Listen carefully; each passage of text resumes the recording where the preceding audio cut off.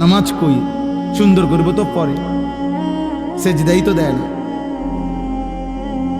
হ্যাঁ, ওনারে বলছে আপনি তো উজু গেছে গা, কয় না আমার উজু যায় না। কয় না আমি শুনলাম আপনার উজু গেছে গা, কয় না উজু যায় না। ঝগড়া করে এক পর্যায়ে হে বলতেছে আমার উজু আগের থেকেই ছিল না, যাইব করতে। বুঝলেন, সে তো আমলই করে না, নামাজই পড়ে না, এ সুন্দর করবে কি? এই নাফরমান তো সেজদাই চেনে না।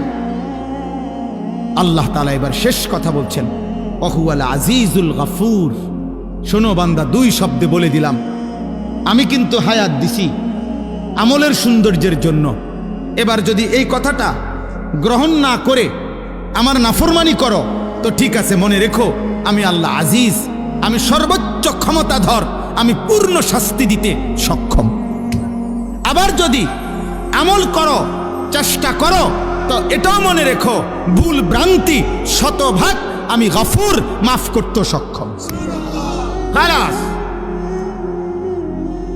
গাদ্দারি করলে শাস্তি দিতে আজিজ আমি ক্ষমতাবান।